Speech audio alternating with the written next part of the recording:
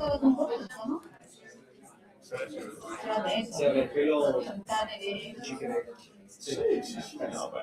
già, un po' di acqua?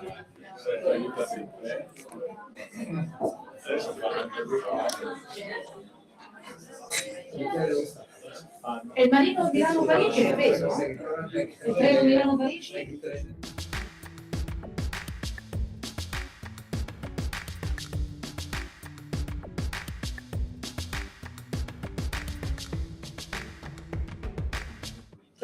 Good afternoon, everyone, and welcome to the second panel of the fourth day of the 2026 Italian Symposium, the London edition. We were at LSE until yesterday, then we moved to Imperial, and this morning we were at King's, and now we are at UCL, and then we will move again to King's College, and we will end our symposium on tomorrow, Friday night at 6 p.m. at King's College.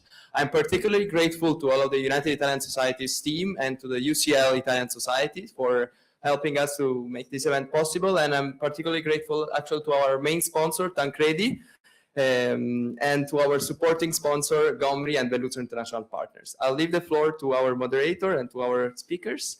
And thank you very much for joining us and enjoy the panel.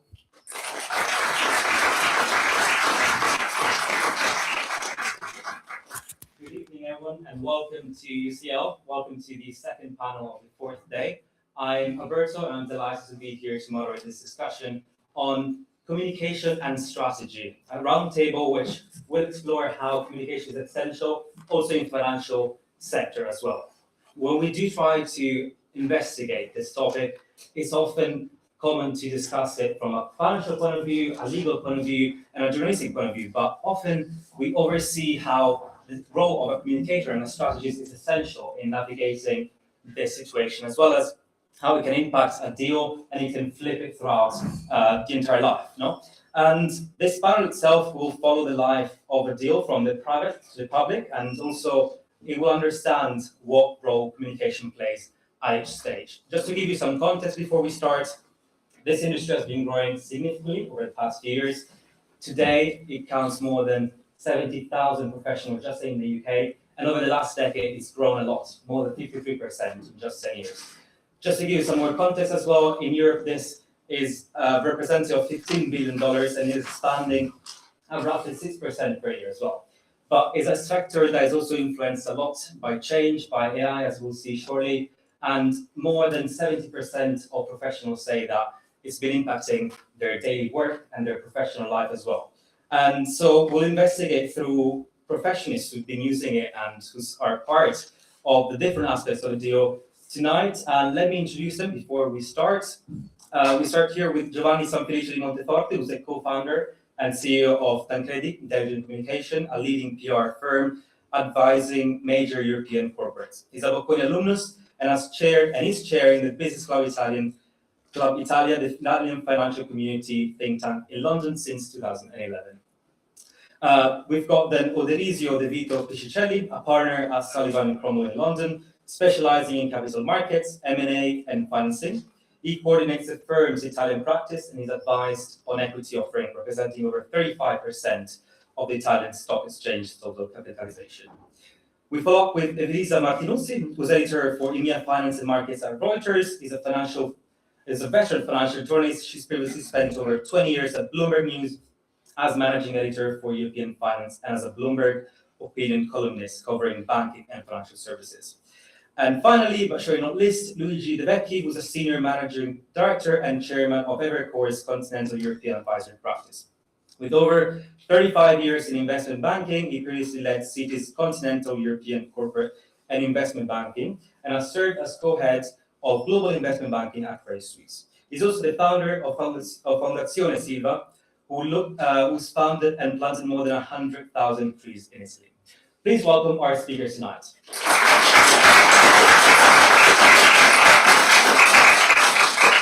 Right, in this first section, before we move on to opening to the public, we're understanding how a deal goes from private to public itself. And I'm going to start with Elisa. Would you like to walk us through how a story comes together in the newsroom from the very first rumors up until the moment in which it becomes public? Sure. Well, first of all, thank you for having me. Thank you for giving us the opportunity to talk about our professions. It's not often we get the opportunity to share so much fun about what we do every day, and obviously with a distinguished panel. So I'll put what I do and what we do at Reuters into context for a moment and sort of take a step back. Reuters, as you know, is a global news organization. We celebrate 175 years this year. And we cover everything from politics, general news, which at the moment, unfortunately, means a lot of wars, right through business, finance, sports, entertainment, yes, the Oscars, the Olympics, that's all of what we cover. And across all those fields, what we're trying to do is obviously bring in, the breaking news, but also, be agenda setting in what we're covering. So really be the first ones to offer insight, to give a sense for what's coming next, give a sense, explain how the story came about, what happened behind the scenes. And that applies throughout our various platforms. I work mainly in the print section, but of course we have visuals, we have television, photography. Some of you might have seen the very iconic picture this year of the former Prince Andrew that my colleague at Reuters took in the back of that car.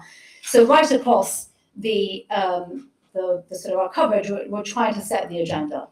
And how do we do that? I might just say a few words about our framework. We're guided by the Reuters principles, which commit us to independent, fair, unbiased journalism, which in effect means we want to be fair, we don't want to surprise anybody, so we want to be fast, but we want to be absolutely accurate. So speed, yes, but it shouldn't jeopardize accuracy. So how that translates to what we do in covering financial markets, financial companies and deals, well, what we're really trying to do, obviously, is to be fast. But to be fast with a story and a narrative that goes beyond the who is doing what, company X is buying company B. What we're really trying to unpack is, even with our first story, is, well, how are they doing that? Why are they doing that? Is it because the industry is changing? Is it because they need to become bigger because scale is important in that industry? Is it because, that part of their business is loss-making and they want to get rid of it? And that leads you to sort of the next bit of the coverage, which is absolutely essential, which is, well, so what? What's the significance of this? Tell me, company A is buying company B, or what do I care?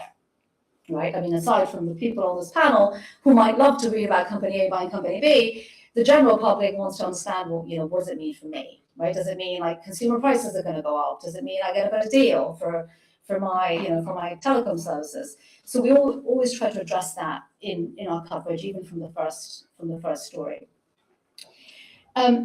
And then if you sort of drilling further down as to what does that mean? How does it happen? Every story is different, every situation is different. So what I'll say is, very generic, but it typically starts with one of our reporters, one of our colleagues, getting a great tip from a source, and that source could be somebody who's a company executive, it could be a banker, it could be a lawyer. And typically, given the nature of the information that we're trying to report on, specifically transactions, M&A, it's unlikely that person will want to have their name printed. So we're dealing with information that is typically, from an unnamed source, and that requires a certain degree of caution, obviously, because unless they're sharing a document that shows you that the deal's being discussed, you're really relying on their word. So crucially, one of the elements that we try to assess is, well, how does this person know? Is it obvious? Might be obvious, because if you're speaking to the CEO, then it's kind of obvious how they know. But if it's not anything beyond that, there's really quite a lot of scrutiny that's involved in trying to assess how this person knows and what it is that they might be trying, why they're sharing this information with us. So we get this tip. It's really exciting, and that's when the clock is ticking, because going back to what I was saying earlier, we do want to be fast, we want to be accurate, but it's a hugely competitive business, as I'm sure you all know. And so that, you've got this pressure that you want to get this out quickly. So how do we do that? Well, we've got a pool of reporters across the globe, and we pull as many in as we possibly can, who we think will have sources that can corroborate the initial tip. And the way I would describe it, it's like really putting together a puzzle, right? So you got the first piece, and it's about maybe 20% of the puzzle. You got the rest that you've got to figure out. And every situation, as I said, is going to be different. You might need to speak to 5 people who have information that you sort of piece it together with, or you might just need 2. You're going to have to judge each situation based on how they know what they're sharing with you. Obviously in an M&A transaction, you've got at least 2 sides. So ideally, you want to be, speaking to people who are on both sides of the situation. And then lastly, I mentioned before that, it's no surprises journalism. But what this means is that, at some point when you think you've got, the contours and you think what has to, who's doing what, why, and what's the so what, you really want to make sure that the people, the companies that you're writing about, the people that you're writing about, get a chance to say, no, that's wrong, no, that's not quite right. And that's the no surprises journalism that we're very, that we embrace. So that's sort of the final leg of the reporting. And often involves people such as on this panel. That's where we engage more directly, and hopefully it all aligns and we publish a great scoop. But that's just the start. As I mentioned earlier, we want to be agenda setting, and agenda setting isn't just what's happening, but you really want to be the first with the analytical story that follows. Like, what does it mean? Who might do another deal? If it's something that's going to sweep through the industry. Also, we call it TikTok, which is getting inside the story. Who were the main people behind the deal? And that's where it gets really interesting, because then you're talking more about people than not just companies. Because let's not forget, it's all about people. Absolutely. It's trying to bring together the bigger picture itself. And I'm going to come to Giovanni. Would you like to explain to us how the other side of this whole process looks like? What do you feed into the newsroom itself? And when you're managing a deal, how do you shape what reaches a journalist? And what's the point in which you say that's out of my hand at this point? Well, lot of points. Yeah, exactly. And as Elisa was saying, there's always a confrontational side in the business at the end that is part of the job. So first of all, thank you very much for all what you're doing during this week. It's a very interesting initiative. Well done, and thanks for having us. I don't know if you know the movie Amici Miei, and at a certain point there was a famous question that was what is genius? So I think that sentence could be a sort of a sum up of what the financial PR can be like: imagination, intuition, decision, and speed of execution. So I would say probably before AI, before all this sophisticated word, in Amici Miei, they had already a synthesis of what we are doing, and can be also sum up in 2 ways. We can say that we send out a press release, so just push a button on a PC, or we can say that we create the aura around the deal. It depends on how much passion you put in this business, and it leads to different areas of activities where you have to do a lot of due diligence, because you have immediately, when you are brought in a deal at the very last minute, as Elisa was saying, you have to be aware of which contest you're talking about, which industry you're talking about, which regulations are going to impact the deal. So you have to be very, very fast on doing a short analysis on this, and then trying to build on the narrative of the deal, because there's competition. There's competition in terms of who's getting before the news. There's also a competition on which news should go out or not, and how the news then is going to be done. I think that's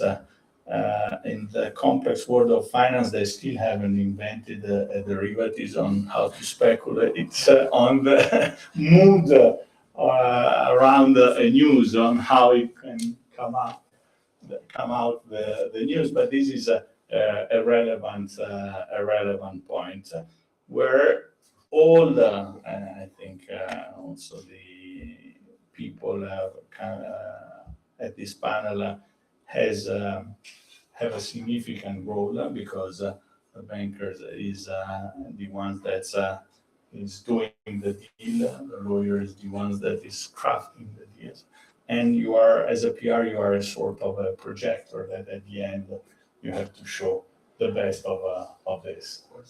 And then, I mean, this is a 50% of the job, because then the other 50% is gonna done by Elisa, and you don't have, and you lose completely, let's say, the control. And that's why I think that being a sort of a trustable source for Elisa, that means that when you're talking to her, she understands that you know what you're talking about, that you have knowledge of what you're talking about, and you can be a sort of a reliable source for her, because I mean, the worst thing for her, as we were joking before, is to be denied the day after, and the worst thing for us is that the deal is going to collapse for a leak and for something.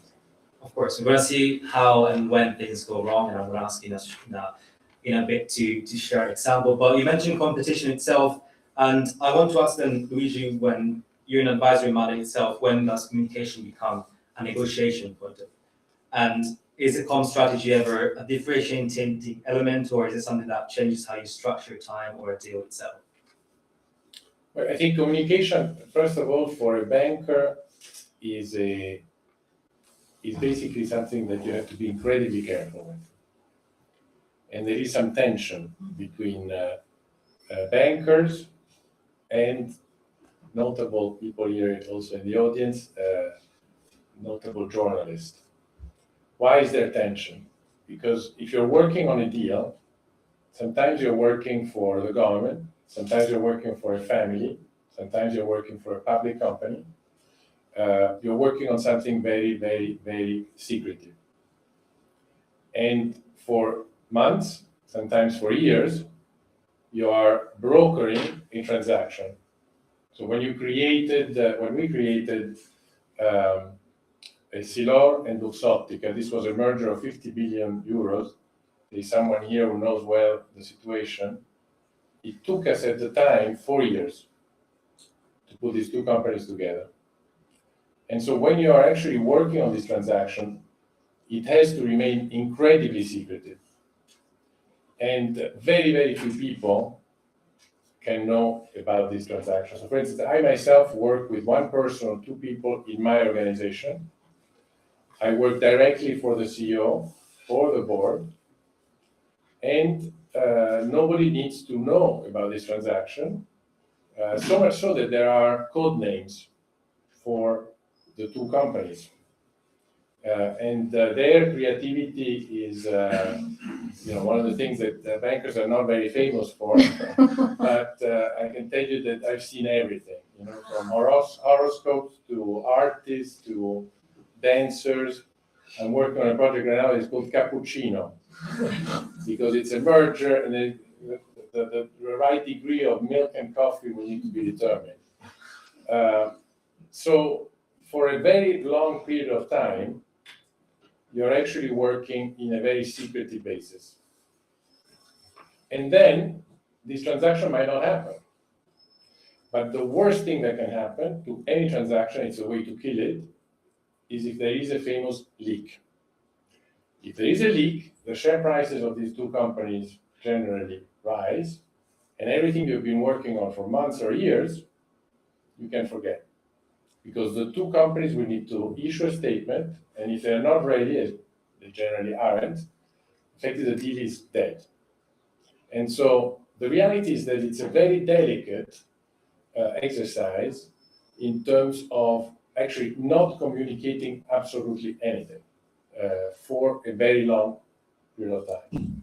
This is if it's a friendly deal. Then obviously there is the moment when the deal gets signed, when it gets announced, and when it gets announced, there is an element of negotiation, because obviously each company has a view in terms of how they want to communicate it.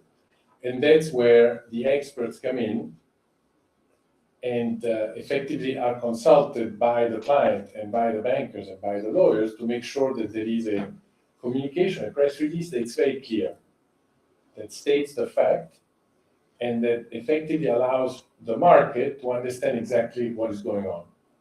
Then on the back of that, there is more information that is transferred through various channels to the good journalists, the people that are serious, that can effectively represent the story on behalf of the two companies. But that's only in the amicable situation. In my job, which again I consider the best job in the world, because you're really actually in the middle of many interesting things with many interesting people, and so I'm incredibly fortunate to have been able to work in this industry for a long time. But then there are the hostile situations. There are situations where you're effectively going to try to buy a company against the interest of the management. You're going directly to the shareholders, and their communication is key.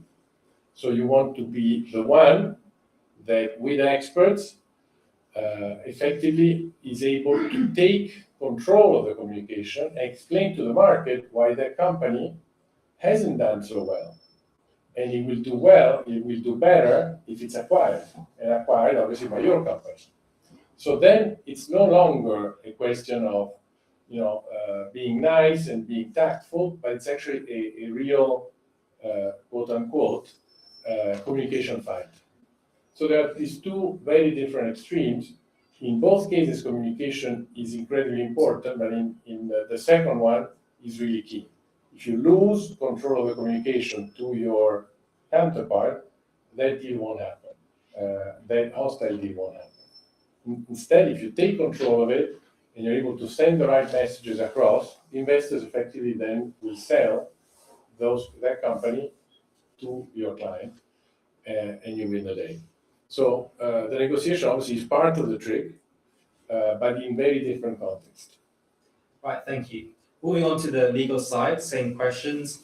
When does the communication dimension become something that you actively negotiate, and in which moments? We've mentioned leaks, for example, where what can be said publicly is really affecting and it's actually as important as the deal terms itself.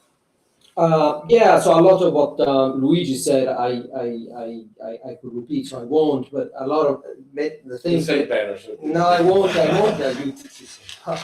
Elisa was telling about the sources and getting the initial story and checking. That's what we fear like death. So our job is to make sure that never happens, and it's a combination of restricted the internal number of people that deal with. And look, there are organizations that are good at this, there are organizations that are bad at that. I worked over the years with lots of Italian public company boards where the moment you go into the board and you mention something, the second moment is going to be on the press. It's true. I remember the CEO of one of the largest Italian companies who negotiating a tender offer. He was the only one. He had not told the price per share of the tender offer to a soul. He went into the board meeting, and 10 minutes later, it was all over the papers because someone had said, "Oh, I need to go to the loo," and he texted a friend of it. So, but that's what we fear. So on more the positive side, when communication becomes part of the terms, in many cases, communications is the terms. So in a public deal, when you don't negotiate against a single person, but you address your transaction to an audience of people, so the shareholders, what you tell them is what you're promising. So that is actually the legal terms, and that's why the law regulates what and when you can say it. And so what you say, for example, we need to go into a prospectus, we need to go into a merger document, because what you're saying about your plans, for example, is in fact what you're promising that the shareholders are going to get. You say, particularly if it's a merger, you're promising your share in exchange for the target company shares. If you say, I'm going to do this and that, I'm going to expand in this market, my projection for, or my synergies are going to be X, that's something that values what you're offering them. And so the communication is actually part, in a sense, of the deal. So it becomes very important. And so we work together with the people who want the deal to happen to make sure that what they want to say can be said, and it's going to be said in a way that's going to help the deal within the rules, of course. Then in less strictly legal terms, but then communication becomes very important for the deal, because there are many audiences. Not only is there an audience of the people who need to decide in a public deal whether to accept the offer or not, whether to make the deal happen, but there's regulators. There's regulators that need to decide whether this is good for foreign investment in that particular country. There are antitrust regulators who need to decide whether this is done for the right reasons and have the right impact on the market. There are governments who want to defend national assets. In people's businesses, there's the employee of the target company. So you don't want to buy a people's business with the people leaving, the next day after the closing. And so your communication needs to be crafted to satisfy all of those audiences. So it becomes very important. And then working with a good PR firm and making sure the right message get to the best journalists is key. Sometimes, even in the not public context, in the sense that there's not a public merger, but the communication becomes key. We represented FTX, the crypto exchange that went bankrupt 3 years ago, and we were the lawyers for the bankruptcy estate after they filed for bankruptcy. And everything that we would do, not just lawyers, but the group in bankruptcy would be scrutinized by any number of people in a very unstable world of creditors, of competitors, of strange agents in that crypto space that would have conspiracy theories. They would attack you there would be a telegram message that go out every time we would announce a particular disposition or a particular file. So that was completely, although our counterparts may not have been public, it was fundamental that whatever we would do would be presented in the right way, in the right light, and that PR advisor was keen in all of that. Absolutely, thank you. Let's move on to the section where we reflect on itself, the theme of the Italian Symposium this year, which is innovation itself. The question itself is always about artificial intelligence and how innovation and AI are actually reshaping communications themselves. But is this AI hype justified, or as we were just saying outside, the relationships and empathy still matter much more than technology? And what is a financial communicator doing today that they weren't doing 10 years ago? And I'm going to start with Elisa, if you don't mind. Sure, and I have to say I'm very excited about what technology is bringing. So I'll just give you a brief description of what my day would have been like when I first started, and what my desk looked like when I was first started. And my place of work probably doesn't look very different. I got an office, there's a desk, there's a computer. Probably used a floppy disk at the time, which I'm not sure many people in this room will remember. I think we had email, but not the internet. So my desk would be covered in papers, research notes, clippings from newspapers that you'd actually cut out. And then prospectuses, these big blocks of paper, 300-400 pages that you'd go through and highlight the interesting bits. And then I'd have a desk phone, and I'd spend a lot of my time on the phone. Now, how has that changed? Well, I still get an office, I still have a desk, I still have a computer, but I've got Google, I've got, ChatGPT, I've got Claude. So that means my desk is clear. There's absolutely got this on my desk. That's about it. No other pieces of paper. But what do I still do? I still spend most of my day talking to colleagues, talking to people on the telephone, getting information, sharing information. And I don't yet see how AI is going to replace that for the time being. Certainly, though, it does change the newsroom. It does change the newsroom in how it processes information. So when I have that information, if I want to get it out quickly, maybe the AI will check the spelling, like you've got a spell check. It'll check maybe the grammar, maybe it's more sophisticated ways of checking. Maybe it'll, you can amplify your text very quickly by, getting the prompts to give you examples of other stories that you should link to, for example. So the process has become a lot faster, a lot leaner. And how is that change things? Well, it basically frees me up to do more of this, going out, seeing people, engaging in more ambitious reporting.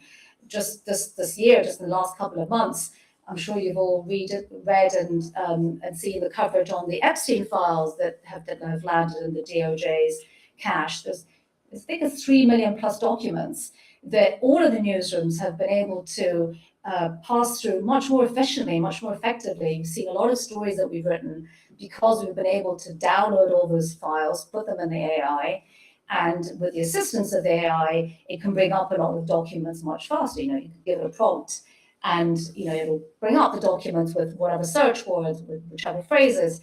That doesn't mean that I'm working any less. Actually, I'll tell you what, I've been working more. I've been working pretty much every weekend on stories related to this, because it means that I can do a lot more. So in a nutshell, yes, it brings about change, and it's making parts of the job much leaner, faster, more efficient. But the essence of what we do in a newsroom, which is drawing information out from sources and getting it out, hasn't changed. That helps. Do you agree? Yes and no. I think that probably in the past, if you say I'm a PR, people will say, okay, you're going out for lunches, playing tennis at the club, and instead of PR job is a lot on database, on press clipping, on research, on analysis, on Excel files, on PowerPoint. So you don't really have time to go out for lunches and tennis matches. So I think the artificial intelligence probably will help us to go back to where it was the original, the start of the PR. I think we are investing quite a lot compared to our dimension, and we're doing a lot with the young generation, because I think that's it's a process that has to go hand in hand with people that is going to use more and more. So I think that the prompt should come more and more from the final user, because if you're going to start to explain to me how it really works, prompt, it's going to be a waste of time probably, but I probably can help you to be more productive in order to spend better your time and to leverage a lot on your soft skill. As the hard skills probably is something now that is given for granted. I don't know from where you're going to get the know-how, if it's because you study or because you can use artificial intelligence in a good way. But I think it's something that now it's the starting point.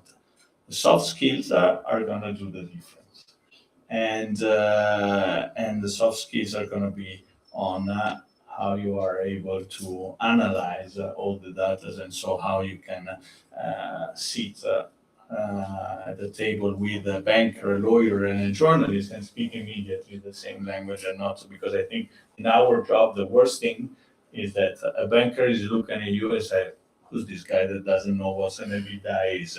Or a lawyer that look at you and say, "Does he know what price sensitive information is?" Or a journalist that is not relying because he tells something that has been on the news 2 months ago, so it's not newsworthy. So to leverage and to grow on this soft skill, I think the artificial intelligence can help you a lot, and give you all necessary information to be trustable. Yeah, no, for sure. Is that the same from the legal point of view? Well, I cannot comment on the impact on AI communication, because that's not what I do. It's slightly off topic, but in terms of what's the impact on the legal profession, nobody really knows yet. Certainly, it looks like they can do a lot of the AI can do a lot of the work that at least a junior lawyer can do in terms of the research and even the writing. So if that develops, then the question is, okay, but then are the junior lawyers going to be able to free up to do more value-added things? Is there going to be enough value-added things for all these junior lawyers, or and is that simply going to make them more productive, which is possible, or does that put into question a model which to some extent relies on a larger number of junior people than you need senior people, and so that model will need to be changed. So it's really very early to tell. For now, it hasn't changed our life in any meaningful way, nor our hiring. Absolutely. For me, listen, I would say my job hasn't really changed for now. It hasn't changed in the sense that what happens in my profession is I get a call any day. In fact, once I was here, that I should have taken. And this someone who is generally a CEO or a family member wants to talk. And the interesting part of this job is that when you actually meet this person, the initial 15 minutes are about how he's doing, nothing to do with the deal, but that sets the scene for what he's going to tell you next. So we are humans, we have passions, we have dreams, all things that artificial intelligence doesn't even know what they are. And basically, I see my job as trying to put shape on these dreams, on these passions. And that requires one thing. The reason why I get that call is the trust that that person puts on me. And that trust is based on years of building a relationship, creating, it starts with maybe empathy, but it goes a lot more profound than that.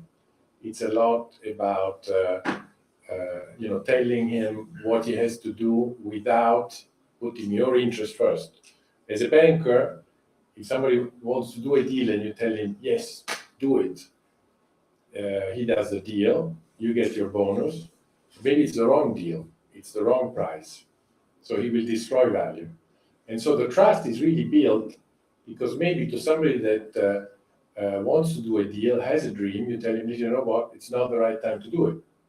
It happened to me when I was working for the Bulgari family. They called me because the share price after 2008 had collapsed. They wanted to sell the business, and I told them, it would be a huge mistake. Because right now, the world is in panic. So right now, you wouldn't be able to sell your company. And if you were to sell it, you would sell it at a big discount to the real value. So again, it took me 4 years to create the necessary conditions for them to really sell at a price that at the time had never been seen before, because it was really a premium asset. Just to give you an example. So the reality is that those relationships are built over time. They're based on trust, and no artificial intelligence will ever change that, will ever replace that. I am, however, following the events, because I think your generation will be experiencing a different world from ours. But I'm also very curious what comes out of Silicon Valley. And so I am more in the camp, I'm less in the camp of Elon Musk, who says to beat the artificial intelligence, we need to insert chips in our brain so that we become machines. And obviously, guess who's going to sell you these chips? I am more in the camp. How many of you know Federico Faggin? So Federico Faggin, for people that don't know, is an 83-year-old genius who left Vicenza when he was 21, went to Silicon Valley, changed the world because he invented the microprocessor. Obama in 2008 gave him a sort of golden medal for technology. And at 60, which is my age, he basically created a foundation trying to understand how man could beat the machine. And he has a very strong view on this, which if I were you, I would look into it, because it's much more hopeful than the view of Elon Musk. And he actually thinks that it's not about the brain anymore, because machines will replace to a certain extent our brain. It's the other abilities and the other aspects of a human being that need to be developed that we haven't developed. And I won't go into that, because otherwise we'll be a little bit off from the conversation we are. In all of this, I think there is no question that AI will change the job for your generation, like many of the innovations, technology innovation changed, as Lisa mentioned, our job. What you need to find is a way to take advantage of it as opposed to fear it. How to do it, you're too clever for me, so it's your job really to try to figure it out. It's reassuring to hear that there's still an element of trust building itself that is maintaining relationships. So I think it's great to hear that it's not AI is just the future, so we're desperate for it. But let's move on to something more concrete itself. And I wonder if anyone can share an example, and if needed, you can also avoid naming names if that's necessary, but where the communication strategy itself around the deal materially changed its outcome, and what went right or what went wrong. I might start getting with Lisa if you like. Right. Well, I wonder if I could throw it to the rest of the panel. As in, I know what we've written, and I don't know how that, whether that necessarily changed, Of course, or whether that necessarily, scuppered a deal. I mean, you hear about situations where people say, "Oh, that deal fell apart because it was leaked." But it's harder for us to sort of be able to stand that up from outside. I mean, certainly to Oderisio's point, I mean, certainly in this country, when a deal leaks, there are very prescriptive requirements set by the regulator, right, by the CMA, on certain communications that need to happen and certain decisions that companies need to take within a set period, set time frame. So if the two companies aren't ready to negotiate and the deal is reported by the media prematurely, it could mean that it somehow gets in the way of what was planned. But I mean, maybe the others have specific examples that they'd like to point to. Anyone like to start? Happy to. I mean, there's things that go well. I mean, there's plenty, and there's I don't know. I'm thinking we're doing a privatization of an Italian company in the, let's call it, heavy industry sector, and the CEO, just before the IPO started works, he went out and gave an interview saying, our mission is not to make money, is to employ the maximum amount of people. so that's not the greatest start for the what they call the equity story for the IPO. Some stories that they don't need communication, they're so good they tell their own story. When we filed with the SEC the prospectus for the Ferrari IPO, it was 8:30 in the morning in New York and 2:30 in Italy, and by 2:35 it was the number one news on 6 publications that I looked online: the Financial Times, the Sole, the Wall Street Journal, and it was the first news with splashes of the cars and the classic one, the new one. So there's no, in that sense, there's no need to tell a story very much, because the story is itself. But yeah, I mean, there's of more recent examples. Again, maybe not naming specific names or allocating blame, but if you look at the hostile M&A banking activity that has been last year in Italy or out of Italy, I think it suffered from some very serious communication mistakes. And that's probably fair to say that it did impact the outcome a great deal. No question. No, in terms of things gone wrong, I have a long list, thank you. But that's part of the job. I think one that I can mention, because it's no longer, unfortunately, this person passed away. The CEO that also passed away. It's very maybe it's the same one. No, I can mention the name because you will all recognize it. This was Berlusconi, the father of the CEO. So there is we had a regular set of conversation on various topics.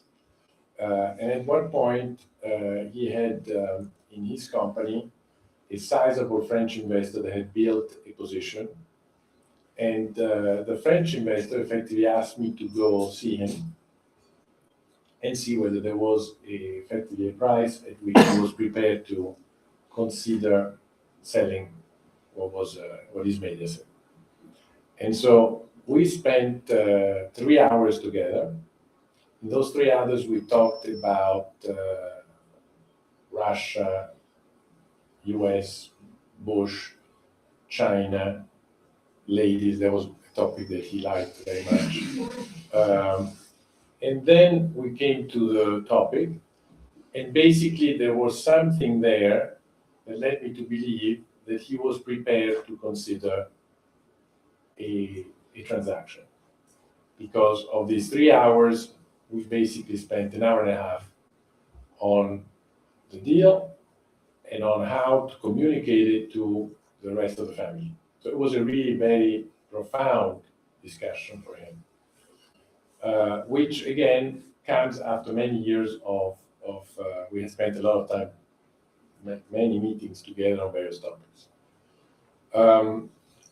And then as I walk out, I meet Enrico later, and I'm sure many of you will recognize, who was his right-hand man, effectively, both politically and had followed all his career. So we shake hands. He accompanies me to the elevator.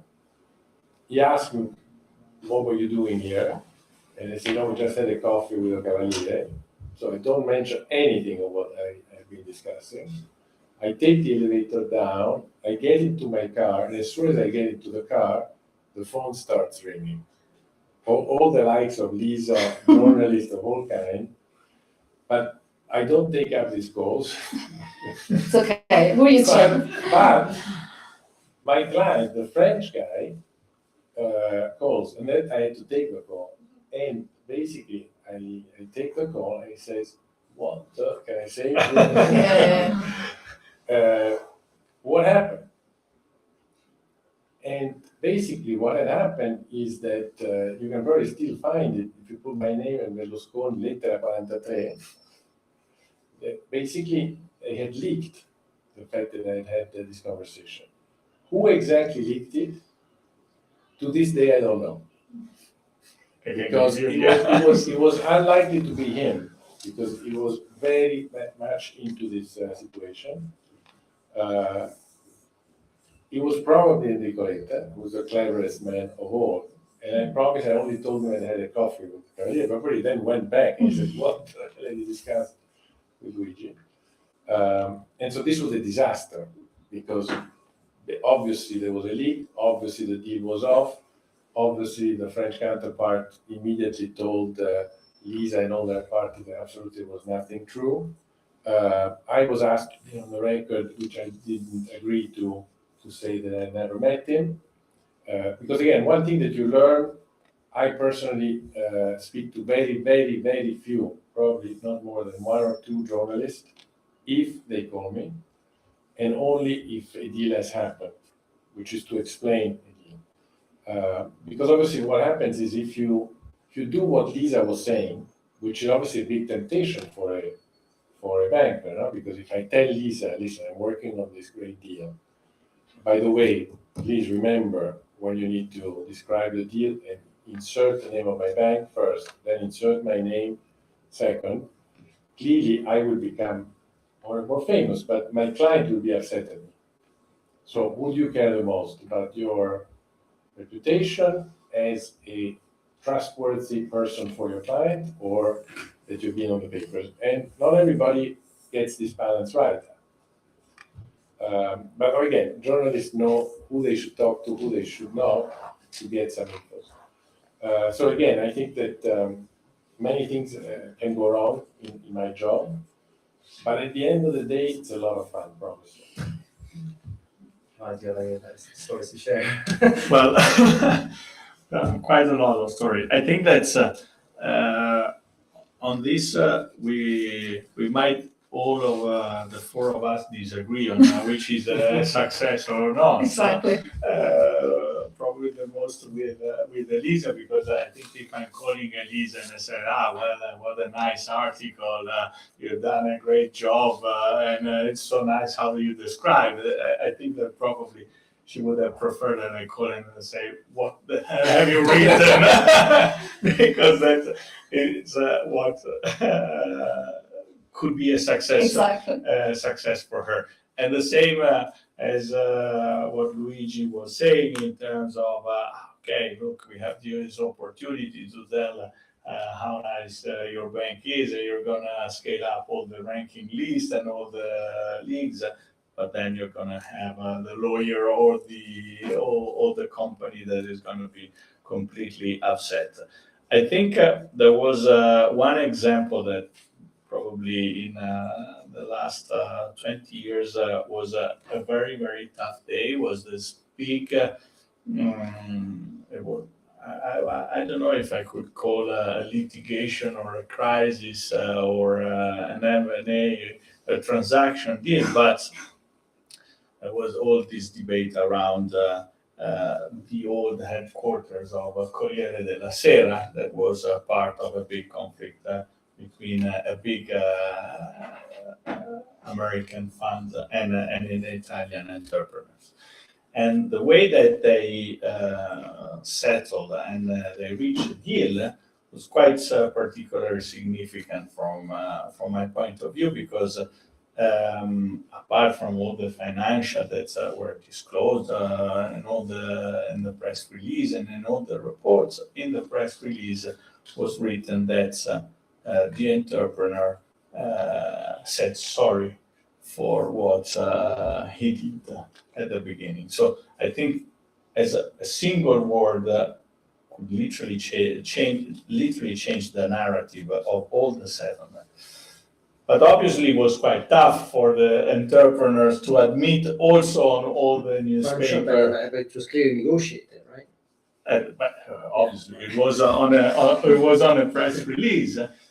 But at the beginning, on all the news, the word sorry didn't come up. Was not mentioned, especially on a lot of the Italian news.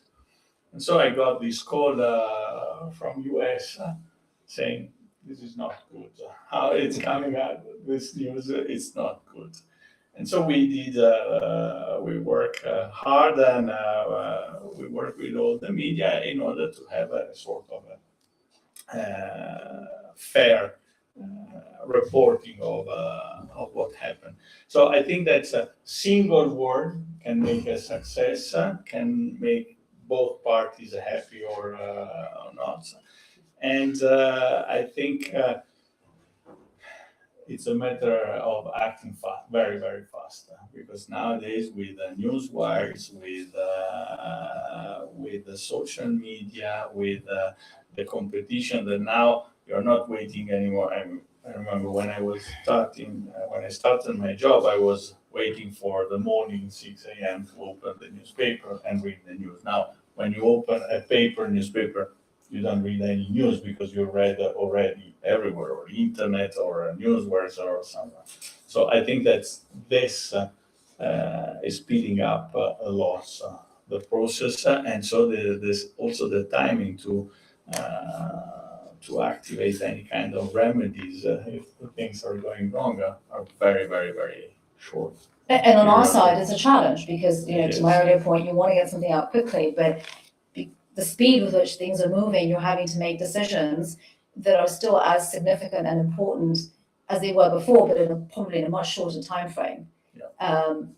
But the impact of that decision is no different than it would have been 5, 10, 20 years ago. It's still as impactful, but you're having to make it in a much, much shorter time frame, which is a challenge.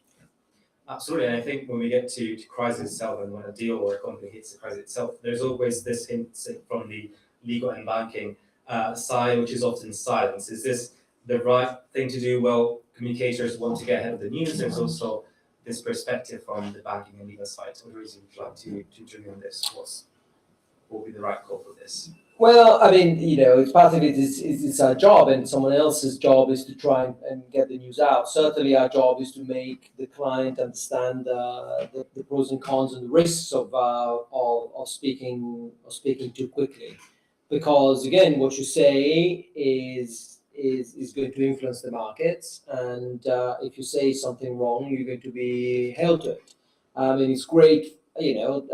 For the US is saying that they escorted the ships through Hormuz, and the price of the Brent goes down by $20 in a few minutes. But then, if that's not right, it goes right back up, and no one sues the US government for something like that. But if you're a company that says something like that, and so for example, when you have bad news, the risk is that you're going to give a series of bad news. So you go out, you want to say something immediately, you tell the market, and then in 15 days time you need to tell something that is even worse, and so you're going to be held responsible. Not only you're going to get 2 hits instead of 1, but you're going to be held responsible having said something that in the interim period people have relied on and traded and made a loss because you said something. So that's our job is to make sure that the client understands the risk of doing so. And it is even more, it's interesting. I mean, the European system compared to the US system have diverged over the years. There's now in Europe under MAR, so there's a set of rules that basically tells you need to communicate material non-public information when you have it, unless you've got some clear exemption for not doing so, which is not really the case in the US. In the US, you need to communicate the news if you're doing an offering or if there's an actual filing with the regulators and some other circumstances, but it's not quite the same thing. And so, European companies struggle all the time with the obligation of putting, bad news out, which then our colleagues here are very helpful in dealing with. Is that so? do you see the same point, or is it silence is the right choice, or what's the indicator? I mean, crisis for sure. It's a good thing for the PR side because immediately puts you at the center of the deal or the situation. I think it's particularly relevant to be able to manage expectations from all the parties, and that's the most important things, because on one side you're going to have for sure the media that are going to dream to write about and to get something more in details, and something that all the others that don't have and they haven't. On your side, you have to control that's at least. I think at the end, the most important thing is that in a crisis, whatever is going to be reported should be accurate. It's a bad news. I know you can't hide. It's a news, but has to be accurate and should not leave any ground to speculations, to conspiracies, to other hypotheses. That this could have a sort of a multiplying effect that you're going to lose completely control. So I think that in the crisis, being transparent, dry, accurate is going to award your communication, is going to award your trust towards the media, is going to reward probably also the trust from the advisors, that at least they say, okay, fair enough, they didn't spin the crisis process in a way that you completely then lose control.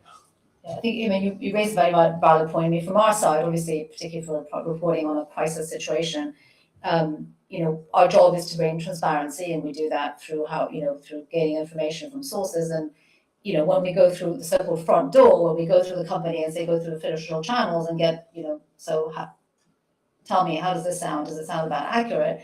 We totally understand that you might not be in a position to comment. You might not be in a position to tell me one way or another. You may have the information, but you just can't.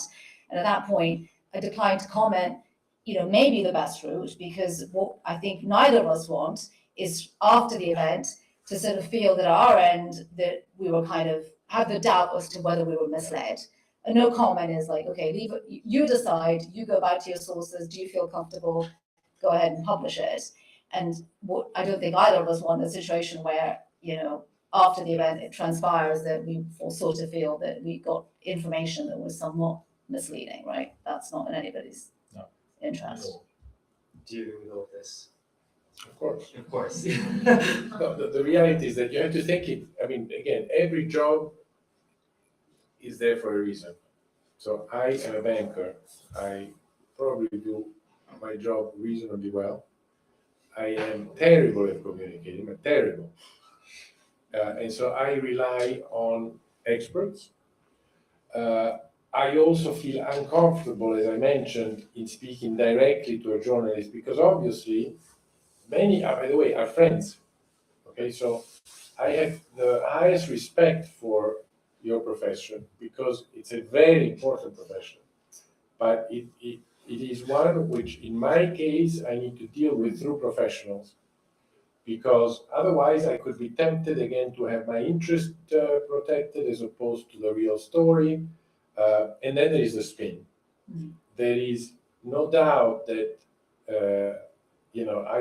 I could be tempted to spin the truth to a journalist to favor my client, my side of the story. And if I do that once, I can get away with it. But if I do it more than once, certainly I destroy my reputation because the journalist will know that I am not a trustworthy person. So if somebody has to do it, it's not me. It's a profession. That's the way I look at it. But in terms of the way it works, yes, I totally agree with my colleagues. Right, so a final round of question, and then we're going to open up to the public and the Q&A itself. But let's get to a question about Italy itself. And Italy itself it's often reduced to fashion and food, but the reality is much more than that. There's a lot of world-class infrastructure deals, and there's an energy transition happening, and it's a tight fabric of smaller enterprises who are having an impact which is much wider than what it looks like.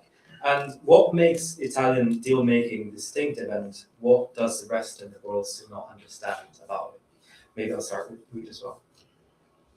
Listen, I wouldn't have wanted to be born anywhere else but Italy. I wouldn't have wanted to work anywhere else but mainly Italy. I work in many other places. In my life, I've spent time in London, in Brazil, in New York, in my career. Italy is Italy, okay? And from a professional perspective, I think it's so much fun that you can't imagine. It's like, I love films. So, you know, in Italy, you have passion, you have drama, you have families that don't get along with each other, you have the public world, you have the politics, you have the private world. If you ask directly a question to a CEO, do you really want to buy this company or not? If he tells you no, straight no, it's almost certainly yes. And if he tells you yes, you need to wonder, why is he telling me yes? Because this is, you know, you go to the US, where again I spent a large part of my career, it's a lot easier. Because obviously, if you ask a CEO, do you want to buy this company? He tells you yes, it's yes. So you need to go and help him buy it.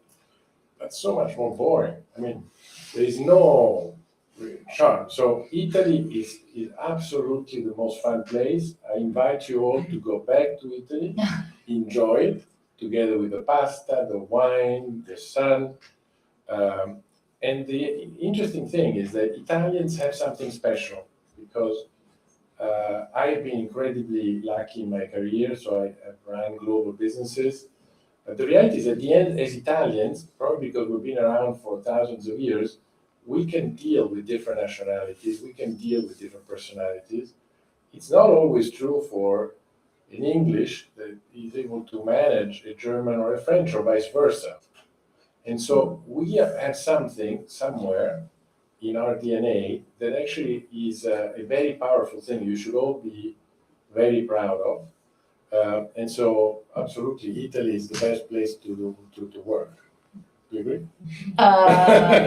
Sort of, but I've worked about a decade in Italy and 2 decades here, so I'm probably more English than Italian.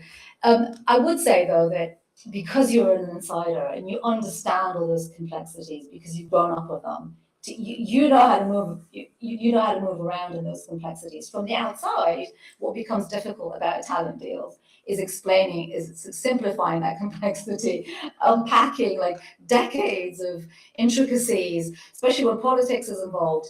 And so from the outside, unless it's like a really big deal or a very interesting company, luxury fashion, you can see that the interest wears off really quickly. Like, after the first sort of twist, at the second turn, you can see that readers are like, I'm not quite sure I'm following anymore. And I've got to read all these 10 paragraphs with history to really explain to me what's going on. I think that kind of takes away from some of the interest. And if you look at specifically, and please correct me if I'm wrong, the financial services sector, there is a degree of interest from politics that does play into what happens in financial services, which again adds to complexity. That from the outside becomes a little bit harder to unpack. So interesting deals, interesting stories, of course, very important sectors, but not always easy to convey to a broad audience. Yeah, although I gotta say, yes, the interest of the government in the financial sector, I deplore, and last year was a bad example. But you know what? Everyone in Europe is culpable of it. So it's a little difficult for one government to say, well, I'm going to let the market play its hand when it's all the other next door neighbors, even bigger economies, are not doing the same. So for once, I'm a strange defender of even that. But no, but otherwise, I completely agree. And I think in addition to all the other things, there's the tangible passion. So I bring my colleagues in Italy to a meeting, and then as soon as the conversation turns to Italian, everybody starts screaming, even among each other on the same side. And my colleagues say, What's going on? What's happening? Sorry, I said it. So, but ultimately, it's actually a very practical-minded business community. Completely practical-minded. I don't think that passion and the intrigue have that much of an impact on the final outcome. It is more apparent when on cross-border deals. I think when Italians are confronted with someone else, they get to the rational endpoint quicker than when they're dealing among themselves. But ultimately, they got nothing to envy compared to the famous commercially minded Dutch. I remember a deal. Again, someone in the room knows about it, and it was a transaction between essentially Italians and Dutch, and between signing and closing, which was a long time. One of the parties wanted to get out of the deal, and we fought in litigation like crazy for months and months to be able to terminate the deal. Gave us the right to terminate, and then ultimately, with the two companies looked at each other in the eye, and they did the deal for this absolutely the same price, because ultimately that was the right thing to do. It was the right deal for the right price. So even if they had the right to walk away, they fought for it for months and months through a lot of legal fees. They didn't do it, and so I think it's ultimately a very shrewd and creative business community, and I would second Luigi's encouragement to be part of it. I think that from a media point of view, it's not so ideal as Luigi and Oderisio were saying, as unfortunately we're paying the price of years of stereotypes, and from different point of view. From a numeric point of view, as the dimension of the deals are on average definitely smaller than compared to an American deal or a British deal, and this puts you in a situation that's to get out the news, the headlines from Reuters, it's going to be tougher. Then there's a nice story. Once I was dealing with a journalist from the FT.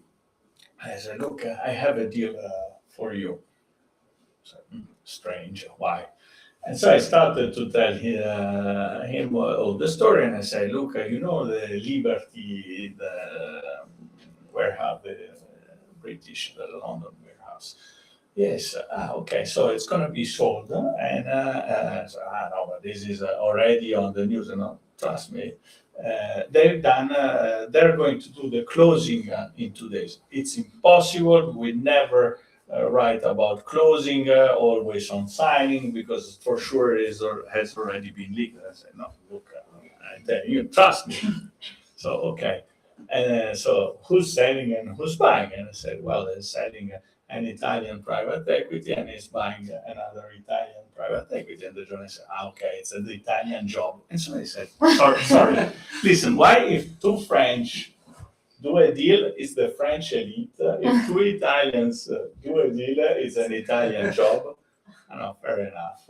So I think that we have to face this, let's say, past heritage. But this is something that helps a lot on getting more and more passion on it. And I think that also your initiative here is this is the Italian elite. So it's a sort of showing to a global in a global context how much you can bring in terms of value that is well beyond the fashion, the food, and the Bella Vita concept. So we have it's something that we have to leverage a lot. I think that we are more and more learning on how to cope and to play in the Champions League. Sometimes Italian entrepreneurs have what I call the syndrome del Marchese del Grillo. That's another movie where he was living just in the close of the Vatican walls. And I think that is the entire world. But now I think that's thanks to the success of people like Luigi, Elisa, Oderisio, that they're working in big international companies and they show all the value. I think that this is a big plus that we have to ride and to leverage a lot. Right, thank you. That brings us to the moderator section. I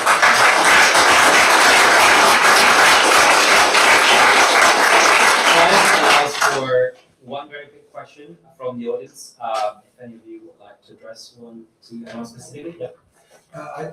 First of all, thank you all for your time and your insights. I just have one very quick question in terms of strategic communications, from a strategic communications perspective, or potentially also a legal perspective.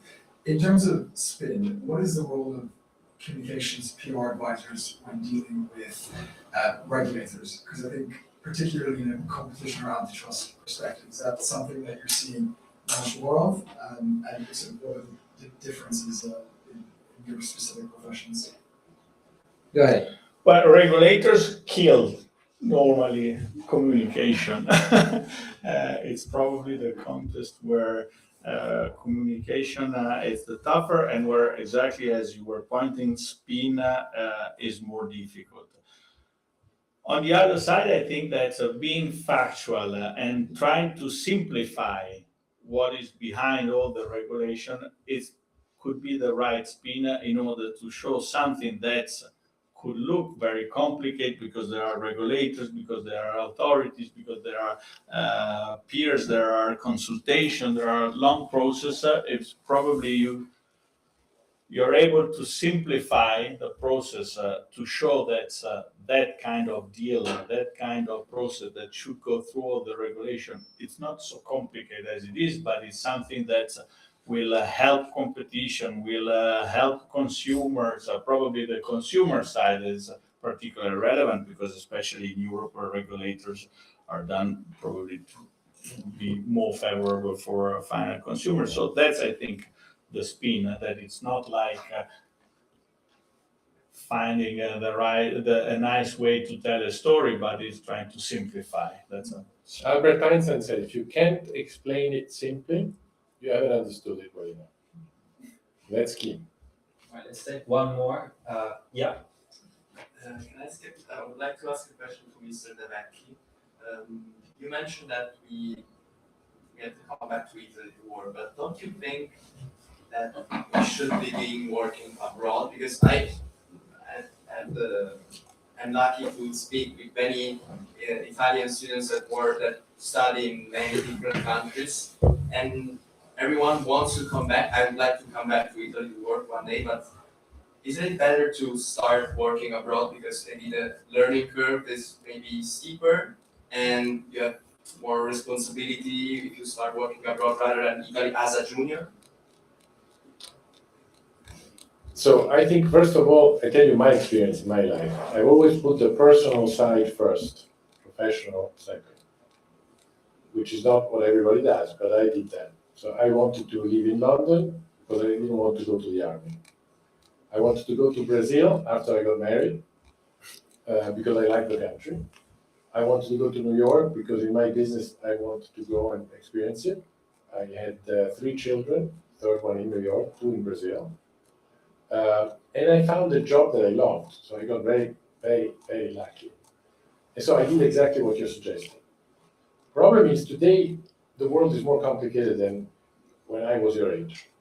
So today, I don't know if I would go to the US, this US, which I'm sure you all know what I mean. So if you don't go to the US, where do you go? Where do you live? London, obviously, you've all studied, but it's not easy to find a job here in the new world. Very different from my days, where we all ended up here. We had the best time of our lives, from a personal perspective. But today, finding a job here, it's tough. So obviously, if you have a place that you love, you want to spend time with, be my guest, but it's not a simple matter. Why Italy? Well, Italy has a huge problem. By 2100, we're talking about the population going down from 60 to 40 million. So there are a ton of jobs in every industry that basically are vacant. They don't know where to find people, especially young people.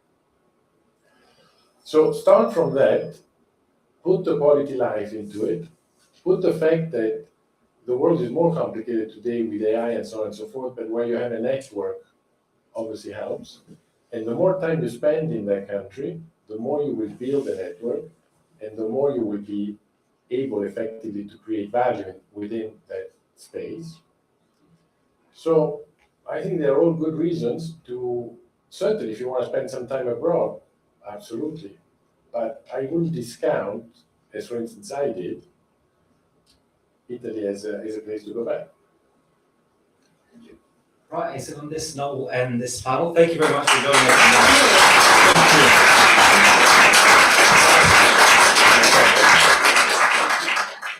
Thank you. Thank you very much for joining us. We'll now move to King's College for